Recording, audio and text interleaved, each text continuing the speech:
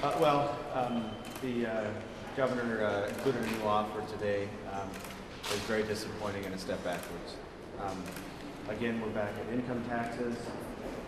We now have, as another offer, increase by $1 a pack on cigarettes.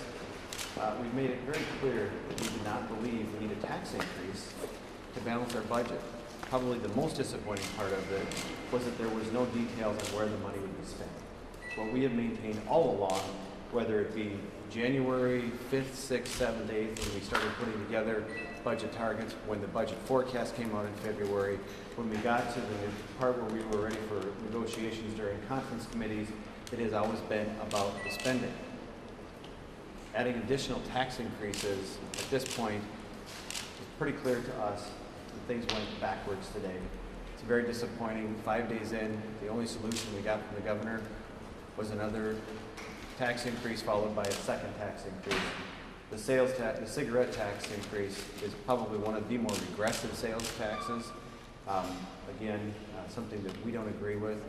But again, the most disappointing part is that we still do not know where the governor would make budget reductions and where the governor would make those prioritized spending.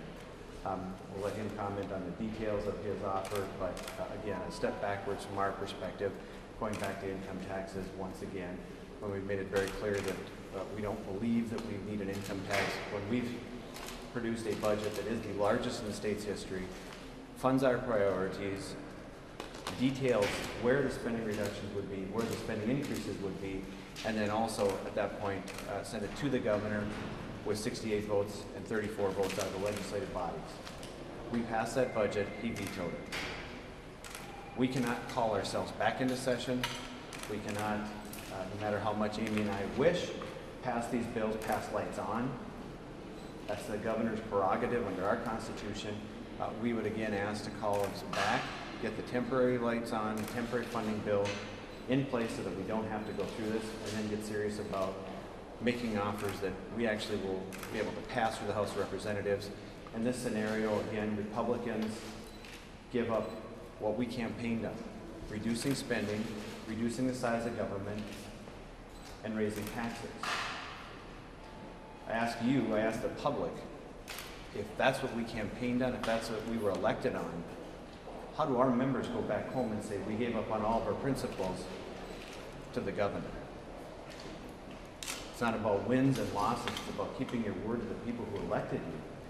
And to say, well, you give up on all the things you were elected on because this is what I want, isn't compromise. Was that cigarette tax a replacement at one point for the income tax, or were they on the same table at the same time? It's a couple different options from the governor. So it's one or the other is his offer. So either the cigarette tax or the income tax? Correct. How about cuts? Did the governor move on cuts and give any more? No, that was probably the more disappointing, is that it seems that it's just a number to get revenue and still no outline, and the number remains about $1.4 billion. So there's been no detail on that, no additional reforms or reductions offered, and so that's I think probably the most disappointing thing. I mean, besides kind of going back to the fourth tier or taking a cigarette tax, I think it's that idea that there still was. Appreciate that he's making an offer, but there's just still no detail, and it just seems to be trying to get to a number which is well north, almost $1.5 billion more in revenue. So is the cigarette tax a non-starter with your caucus? I would say a tax increase in general is a non-starter with our caucus. We have maintained that the budget we produced with the revenues generated by the taxpayer. Again, each time these taxes are tried, the revenue does not show up.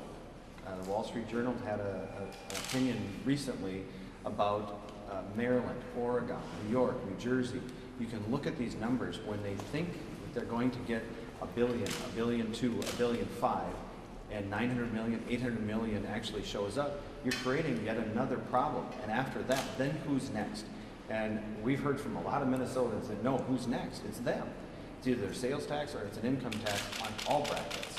Rather than setting ourselves up with that kind of spending and that kind of next biennium or out-year debt or deficits, we don't think it's responsible. We manage our budget now, we're going to be able to set ourselves up to lead the recovery instead of waiting for it to come to Minnesota or dealing with yet another budget deficit in the next budget biennium. So where do you go from here? Well, I mean, obviously, we'll take back the offer, we'll, go over the numbers again, see if there's, something in there. But I think the key is, and this morning, we had another meeting with the Health and Human Services folks, and I think that meeting would be characterized as very productive. They are really making some headway into that bill, which is, as we've said all along, this budget is not about, the disagreement that we're having is not about K-12 spending, it's not about spending for roads, it's not about spending for courts or law enforcement.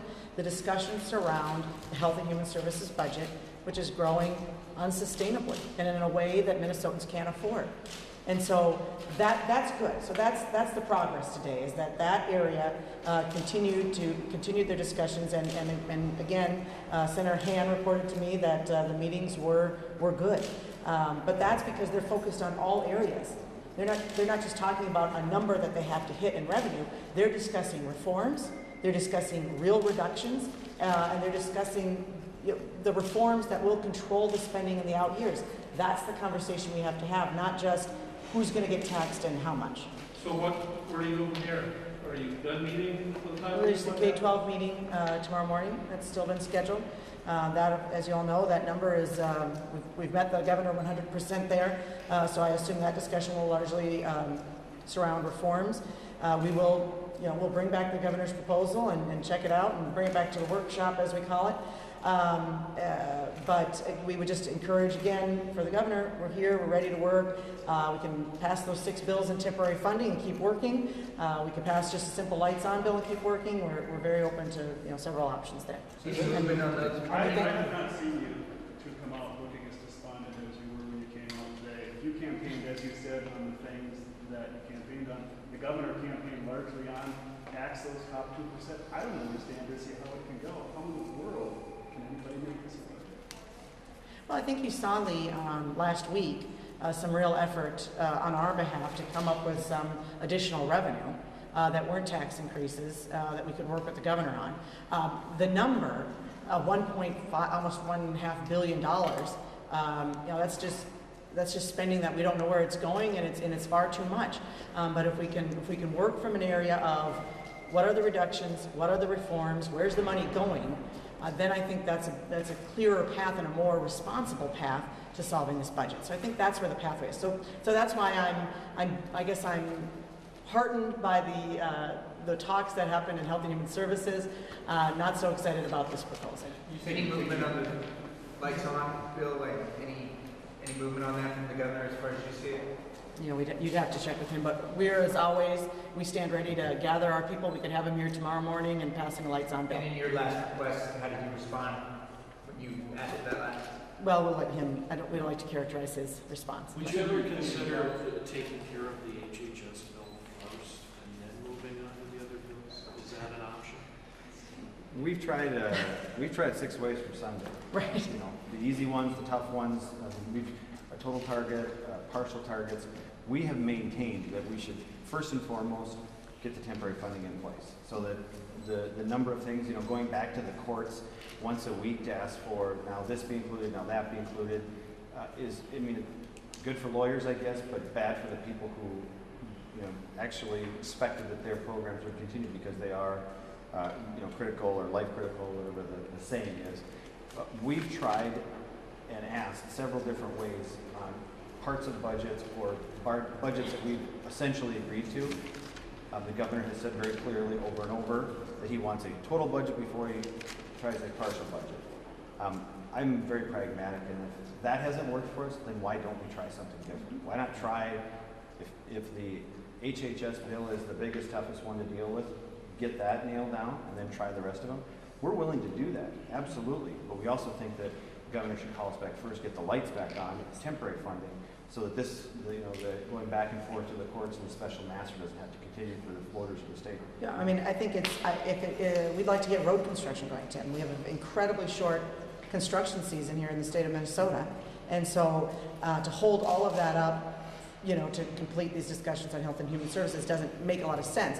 The order, if we could get a temporary funding bill and get those things moving, and then go back to HHS and make sure that that's complete before we agree to these other bills, I'm okay with that. But the point is, we need to get the government up and running again, and the only person that can do that is the governor by calling us back and getting some sort of temporary funding, or starting with these bills. But we're not picky about the order of that. You said you were gonna take those numbers back, look over them. Have you explicitly rejected this offer yet, or is that sort of still up in the air? That, as far as the cigarette tax versus an income tax, whatever, I think it's either or. I think we've been pretty clear that a tax increase of any kind is off the table. Some of the other things that are included in the governor's offer, we're absolutely interested. We're going to take it back to the tax committee members, take it back to HHS, whoever's involved in the different issue areas. But if it includes a tax increase as the number one, the kind of the cornerstone of the offer, we've been very clear that we can't vote for tax increases. So there's more than just the cigarette tax and the income tax? Because they wouldn't, the dollar amount you're looking at is about 1.4 billion from the governor that he's looking for in revenue. And so his proposals don't come to that, so there's additional. There's a variety. There's a variety. Yeah. In 2005, the health fee was considered to be the keystone of the deal. It is. But this year you don't see that as Which was health? the cigarette, well, I think it was called the health Oh, the fee. health impact fee, yeah, that. I think both Democrats and Republicans have spoiled that for everyone.